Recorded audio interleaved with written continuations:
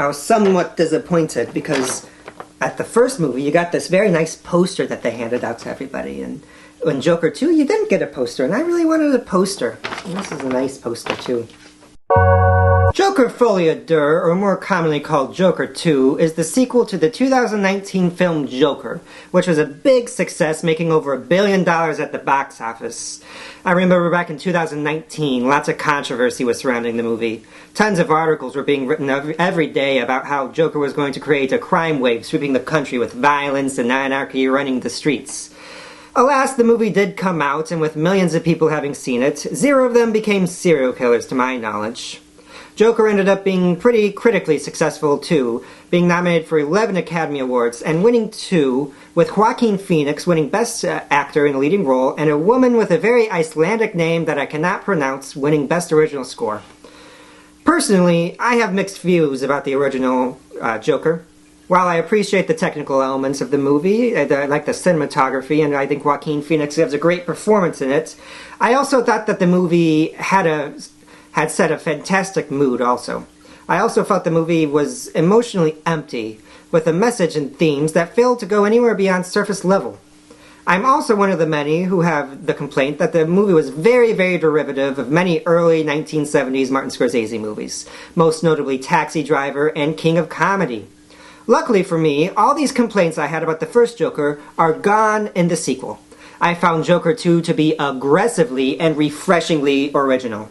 In a time when so many large studio movies feel incredibly formulaic, it's refreshing to see a movie that is willing to take such big swings. Quite honestly, I'm surprised Warner Bros. Even let this movie happen. Joker 2 follows Arthur Fleck in the aftermath of the first movie, with Arthur Fleck now locked up in an insane asylum, run by a guard played by Gleeson. While locked up, he becomes romantically involved with Lady Gaga's Harley Quinn, who appears to be an obsessive fangirl who views Arthur's crimes and his frequent rants about how unfair society is to be an inspiration of hers. She shares this with many other characters in the movie. While Arthur Fleck's romance with Harley Quinn is only growing, the movie also becomes a courtroom drama, with Arthur facing the death penalty, but pleading not guilty on the basis of insanity. Arthur Fleck's killing spree has become a media sensation, with a made-for-TV movie being made about it, and his trial being televised, the first ever live televised trial in the film. With this fame, many lonely people are starting to view Arthur as a sort of martyr for them, who is speaking the truth to the man. This element of the movie is highly fascinating to me.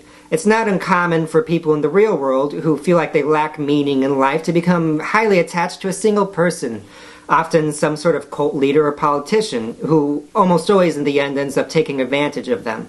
And in this case, they find meaning in the Joker. But Arthur Fleck isn't this highly charismatic person like cult leaders are. This is where the movie becomes a Dr. Jekyll and Mr. Hyde situation, where Arthur is torn between the awkward man that he is, or being the Joker, who is the very large showman that people have started to following religiously. Having all these people supporting him is also a bit of a shock to Arthur Fleck, who has been alone his whole entire life, now all of a sudden has a group of people following him religiously and will do whatever that he says. And also, he's starting to have a love in his life, giving him more meaning. The movie explains this split personality as Arthur's shadow, with a very strange animated short film at the beginning of the movie. We're also let into the mind of Arthur Fleck through musical sequences. While not all of these musical numbers work for me, I feel like they lack the large scale they need sometimes. I also found myself respecting the absolutely bonkers decision to make this movie a musical. Lady Gaga, who at this point has established herself as a serious actress, not just a shtick at this point, gives what I consider to be the best performance of her career so far. She gives so much more complexity in the character that goes far deeper than what is given to her in the dialogue. My only complaint about her performance is that there's not nearly enough of her in the movie. Gleeson also brings a lot of depth to his character that could have just been a very stereotypical sort of police guard.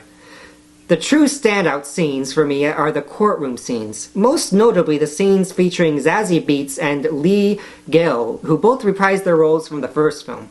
In these scenes, we see Arthur realizing for the first time the impact of his actions to people who who he doesn't see as the problem in society like the people he killed.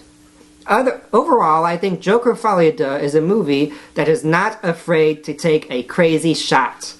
In summary, Joker Folie Deux is a film unafraid to take daring risks. While not every choice lands perfectly, enough resonates to make it a captivating and entertaining experience.